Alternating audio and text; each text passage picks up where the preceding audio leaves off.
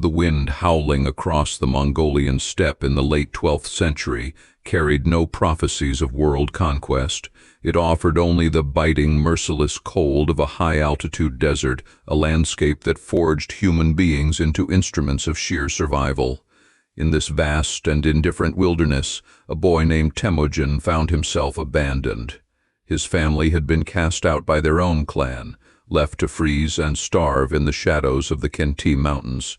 The world had turned its back on him, teaching an unforgiving lesson that would one day shatter empires. The boy's father, a minor chieftain named Yasuge, had been poisoned by rival Tatars under the guise of hospitality. With the leader dead, the remaining clan members stripped the widow Helun and her children of their livestock and rode away, condemning them to a slow, agonizing death.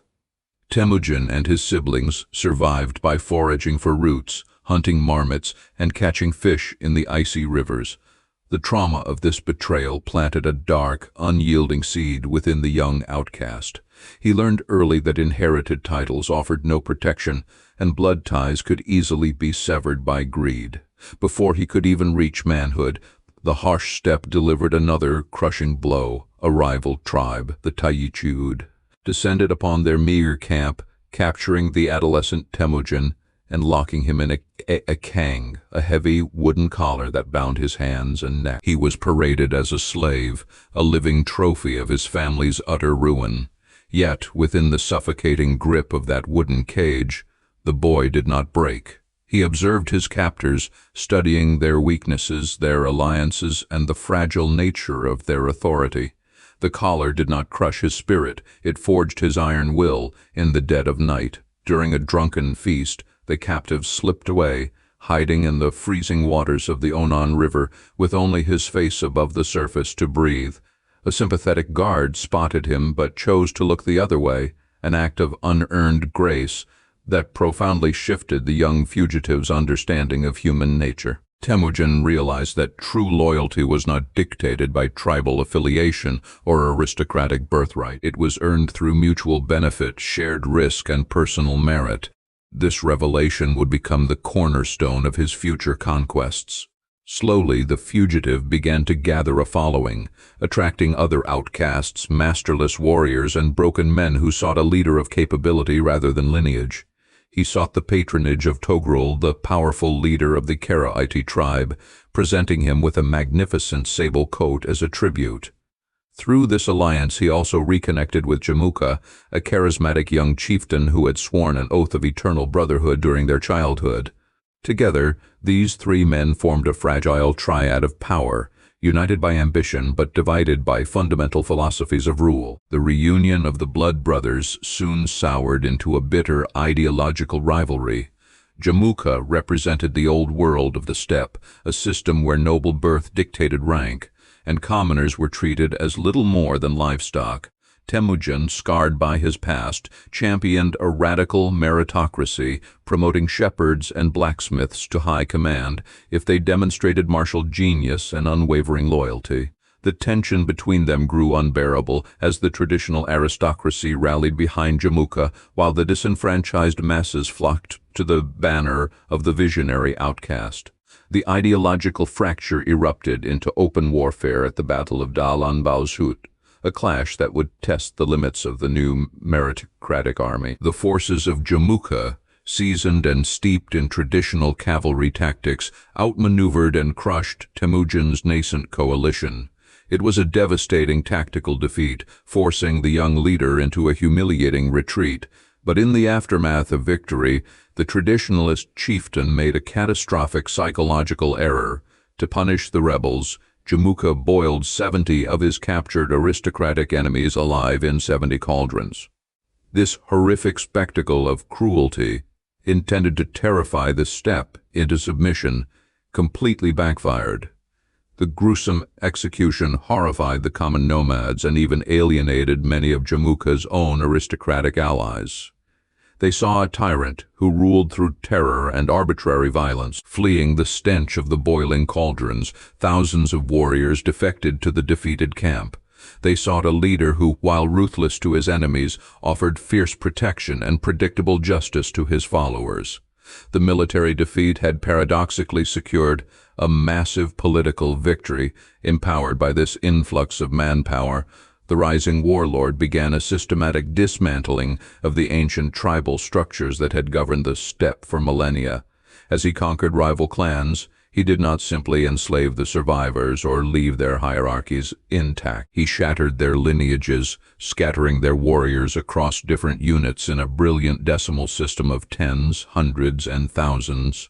A unit of 10 men would contain individuals from completely different tribes forced to live, fight, and die together.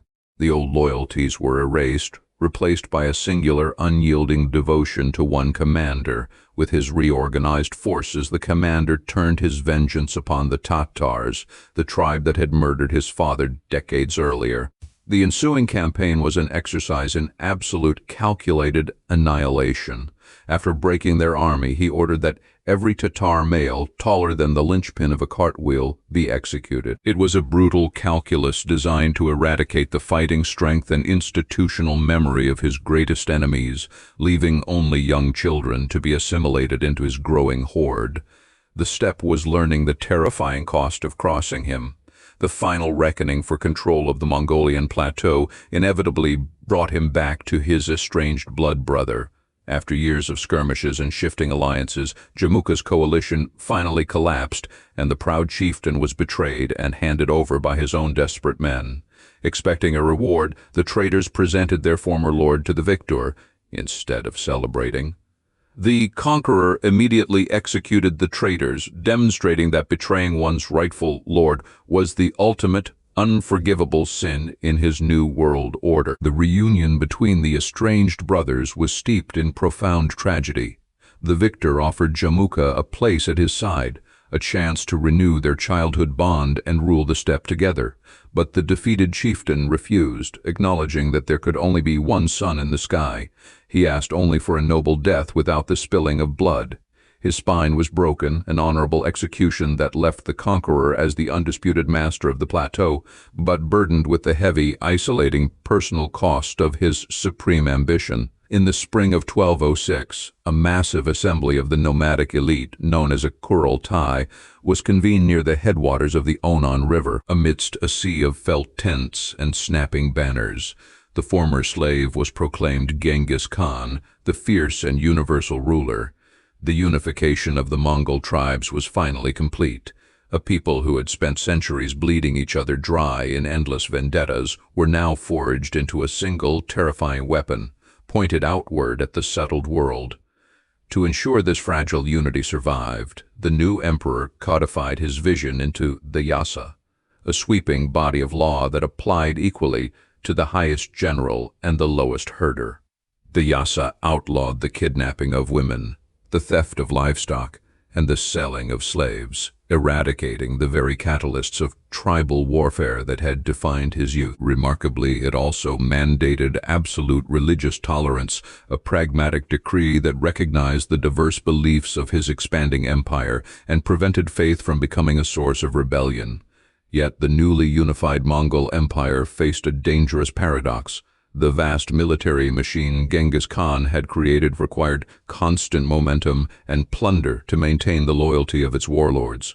To keep his generals from turning their swords upon each other, he had to direct their aggression outward. History examines this pivotal moment as the catalyst for global devastation. The emperor cast his gaze beyond the Gobi Desert toward the rich, settled agricultural societies of the Jin dynasty in northern China and the powerful Khwarezmian Empire to the west. The invasions that followed revolutionized the art of war. The Mongol cavalry moved with a speed that defied the comprehension of sedentary armies, executing massive flanking maneuvers across hundreds of miles in perfect coordination. When the Khwarezmian Shah foolishly executed Mongol envoys, he invited the wrath of a military genius who had spent a lifetime perfecting the mechanics of vengeance. The invaders utilized captured engineers to build siege engines on the spot, turning the technological advantages of walled cities against their defenders. The human cost of these campaigns was staggering, leaving a legacy written in blood and ash. Great centers of Islamic learning and commerce, like Samarkand and Bukhara, were reduced to ruins, their populations massacred or driven before the Mongol vanguard as human shields. The conqueror wielded terror as a strategic weapon, calculating that the horrific destruction of one city would convince 10 others to surrender without a fight. He brought an unprecedented peace and secured trade to the vast interior of Asia, but he purchased it with the annihilation of millions. Despite his absolute dominance over the known world, the aging sovereign could not conquer the bitter divisions within his own tent. The question of succession became a source of agonizing personal struggle. His eldest son, Yoki, had been born shortly after Genghis Khan's wife, Borte, was rescued from kidnapping, casting a permanent, unspoken shadow over the boy's parentage. This ambiguity fueled a vicious, lifelong hatred between Yoki and his fiercely legitimate brother, Chagatai, threatening to tear the royal family apart. The emperor refused to disown his eldest son, treating Yoki with the same fierce loyalty he demanded from his generals. Yet the whispers of illegitimacy could not be silenced by imperial decree. During a tense family council to decide the heir, a physical brawl erupted between the brothers, forcing the heartbroken father to bypass them both. He selected his pragmatic third son, Ogedei, as his successor, a compromise that preserved the empire in the short term but sowed the seeds for the eventual fragmentation of the Mongol world. Time, the only enemy the great conqueror could not outmaneuver, finally closed in during a punitive campaign against the Western Jia in 1227. Now in his 60s, the architect of the apocalypse fell from his horse during a hunt, sustaining severe internal injuries. As his health rapidly failed, he lay in his command tent, surrounded by the generals who had followed him from the desperate days of his youth. The man who had risen from absolute nothingness prepared to return to the earth to prevent his enemies from desecrating his remains. His death was kept a profound secret. The funerary escorts slaughtered anyone unfortunate enough to cross their path as they transported his body back to the sacred mountains of his birth, according to legend. A river was diverted over his unmarked grave, and 1,000 horses were driven over the soil to erase any trace of his final resting place. In death, as in life, he demanded absolute control over his destiny. The outcast boy who had once worn a wooden collar left behind an empire that stretched from the Pacific Ocean to the gates of Europe. He had shattered ancient dynasties, redrawn the map of the world, and connected East and West through a brutal but enduring network of trade and communication. The rise of Genghis Khan remains one of history's most terrifying and awe-inspiring testaments to the power of human will, a legacy forged in the fires of personal hardship and sealed in the blood of continents.